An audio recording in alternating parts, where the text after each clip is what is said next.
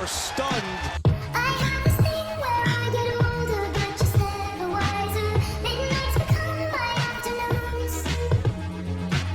When my depression walks the graveyard shift all of the people, I've ghosted stand there in the room. I should not be left to my 1-4, dribble drive kick. 10 seconds to go. Here comes the play, Goodman at the free throw line. Jumper.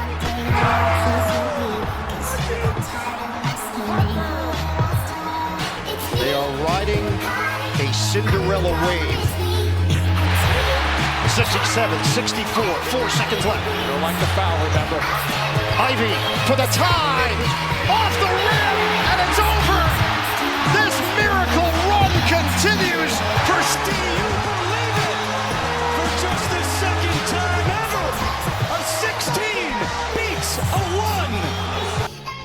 Hello everyone, it is March 10th and we are literally 1 week away from March Madness, and I have to say I haven't recorded a lot of episodes this year, and that is my fault. But now I'm on spring break, and yes, I said I would do it daily in newsletters, but yes, life's been busy.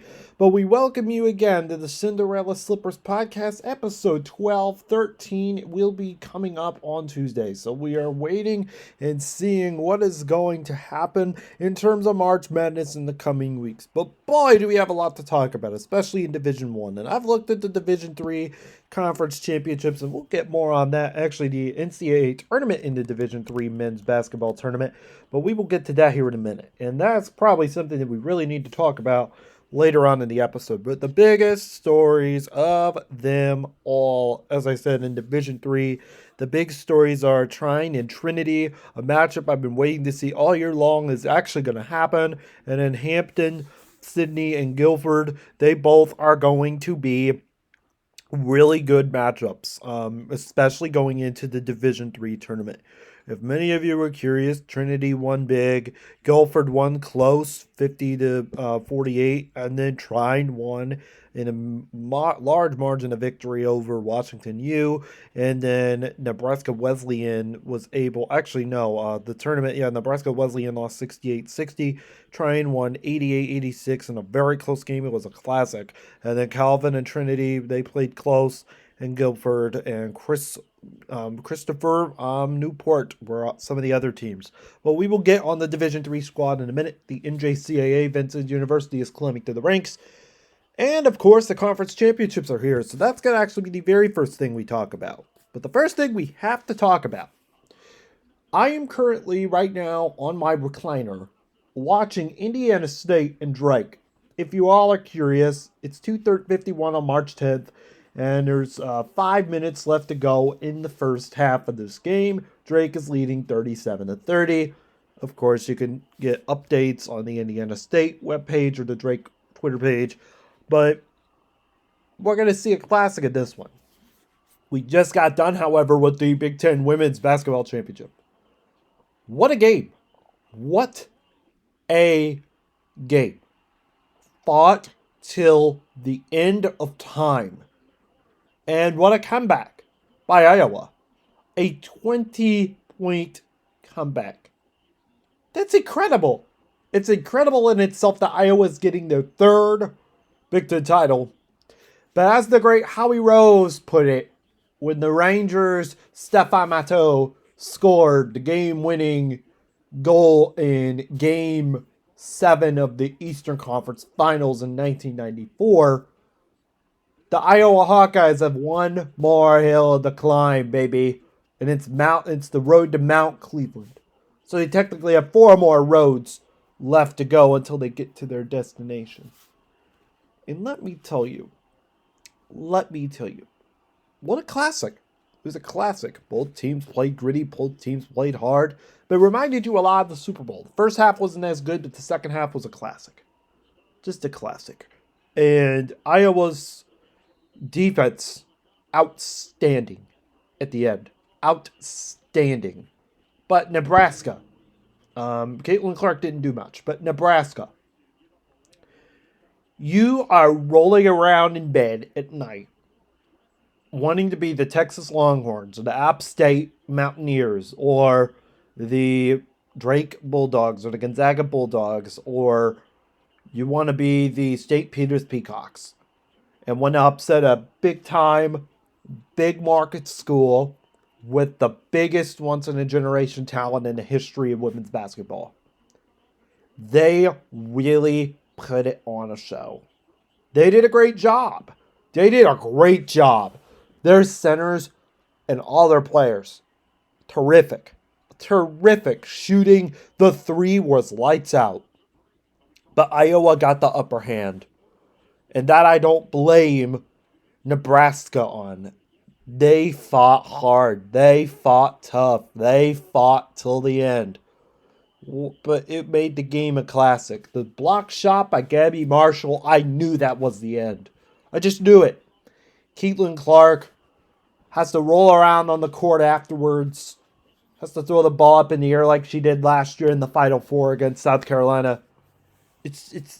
We knew this was going to happen. We knew they were going to win. We knew from the beginning this is Iowa's championship. It's nobody else's. But it's unfortunate that Nebraska didn't get the upper hand and actually defeat Thanos for once. One person talked to me on TikTok about the idea of how does this equate to the Thanos battle in the Avengers movie. I would say it pretty much does. Avenger all other thoughts of the Avengers movie. Caitlin Clark was not good today. For the first half, she was like 0 for 8 from 3. It's pathetic, and that team should not have won that game. They just shouldn't have won the game. It's not fitting enough for me to look at it on a resume for March Madness and be like, are they going to get through the Sweet 16? That's my fear. And if you all are curious, Drake, if you hear the music in the background, I'm listening to the Drake Indiana State game. Drake is leading 41-32, I believe. And I'll give you more updates as we go on. But back to my point, I'm saying Iowa shouldn't have won this game. They were a pathetic squad. Pathetic. And they could have done a lot better, but the second half worked in their favor, like Patrick Mahomes clicking with Nicole Hartman for the touchdown. You knew something was going to happen. The 49ers were going to lose. This is embarrassing for Nebraska to have blown a lead like this. But it gives them a life lesson to learn. And next year, wait for them to be the big guns in the Big Ten Conference. USC, wait for them too. The Pac-12 tournament, I think, has been going on, and so is the Big 12 or the SEC tournament for the women's basketball teams as well. And yes, speaking of that, what a game last night. You want to talk about how as good of a game it was this year? And actually, we just found this out. This might be breaking news. Notre Dame just won the ACC tournament. Notre Dame has just won the ACC tournament. And I'm watching this, I'm scrolling through the channels, trying to see the final scores here. I had Stetson beating Austin Peay. They're actually trailing over by 6. Notre Dame had the big injury yesterday to one of their players. And that was during the LSU South Carolina game, or LSU game. But that was a big injury as well. But yeah, Notre Dame, they just won the ACC tournament. But, wow, a lot of basketball going on today. So Notre Dame just won the ACC tournament in the women's. In terms of the SEC, we'll have to research and look that up. I have literally been scrolling through channels all day long, and I had just gotten to the point where I had found this. And yes, the SEC championship is going to be today. But yeah, Notre Dame has just won the ACC tournament for the most part. And yeah, later today at 3 o'clock will be South Carolina and LSU. A game I can see as a classic. Just expect it. Expect it to be a bracket. And if you all are curious, expect it to be a perfect or a good tournament game. But if you're curious, that game's going to tip off at 3:05 on ESPN. And the time right now is 2:58, and ISU is still trailing Drake. A lot to take in. But back to my point about the Tennessee-South Carolina game. The Tennessee-South Carolina game yesterday was a classic, but for the wrong reasons. Tennessee should have blocked out on defense. They should have not had her go for the shot that bad. I mean, Camilla, she should have never had the opportunity to have scored that basket with that pathetic of a defense that Tennessee has had in recent years. But that was bad. That was pretty bad, though. The final score for that game was actually 55-51, NC State losing to Notre Dame. But back to my point about the Notre Dame, or not Notre Dame, but the Tennessee fiasco. That whole game they weren't playing good defense. They kept fouling near the end, and it looked pretty bad. It was pretty pathetic to have to watch Tennessee during that matchup. But for the SEC championship, LSU is going to be out without a really big piece of their defense. But I got South Carolina still going undefeated. But what a win last night, though. What a win. Just a classic all the way around for South Carolina. They may go undefeated, but they might lose to Iowa. Iowa has 4 roads on the interstate. They're going to start south of Evansville and move their way up to Fort Wayne and move their way up to South Bend in order to get a championship. That is going to be difficult for Iowa. They need to get through the first round, they need to get through the second, and they need to get through the Sweet 16. It's not complicated to get through those. It's more complicated to get through the Final Four. And last year they made it to the title, so there's no reason for concern. But it's about winning it. It's about winning it, and it's about getting Caitlin Clark her first ever title. Ever. And I'm not speaking on this from a college basketball or fan perspective, because I'm really not. I even wrote an article. If you go on Substack, we have a new article that came out that I wrote yesterday about Caitlin Clark and how she's just, from a fan's perspective, galvanized the nation. She has galvanized the nation, and even the CBS broadcast mentioned this. They're uniting men and women to watch this sport. From all classes, all creeds, and all basketball knowledges. From college to pro to high school to the NBA to European. It really is uniting this country. And we want it to. You know another thing that's going to unite this country? The solar eclipse. That's going to be the other thing that's going to unite this country. And as a matter of fact, we are going to have on the Bear-Man Journal, which is also on Substack, a very lengthy, almost like a feature story or opinion piece type thing, where I'm going to talk about the solar eclipse and its history on death and religion. So if you're interested in that, that's going to be another article that will be mentioned. But as we come back from this very long and really awkward break, spring break is this week for me and my college, so I got time to talk about this stuff. And we're going to be here throughout the tournament and then the baseball season. So we are going to be here all the way throughout, and we are excited, and I mean excited, to mention more men's and women's basketball, Division II, Division III, Division I tournaments throughout the season. But yeah, we had some amazing games today. And if you all are curious, Drake is still leading on Indiana State for all the Terre Haute people out there. The hype around Terre Haute and the hype around Indiana State, for not just from their baseball program, but also their basketball program, has been immense. And I'm just going to say that this team is facing a lot of success, but if they won this tournament or lost this tournament, it doesn't matter, because Indiana State is going to still get an at-large bid in order to go to the NCAA tournament. They are like, oh, well, why is Indiana State not going to get into the tournament? Well, they're going to get in the tournament. They should at least be a 5 seed or maybe even a 9 seed or a 12 seed in the tournament.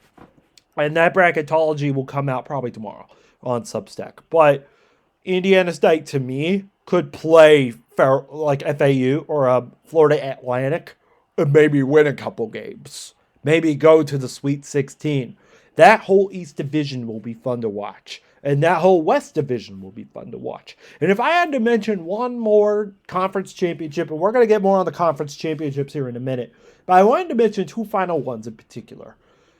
Longwood, and most importantly, the Mountain West. The Mountain West has now been conquered, and that has been an exciting road. Can you wait? Grab your popcorn, grab your soft drinks, because this Mountain West Conference was going to be a lot of fun. It's going to be a lot of fun, and you got 7 at-large bids in the NCAA tournament up for grabs. All you got to do is just go to the quarterfinals, whether you're San Diego State or Utah State.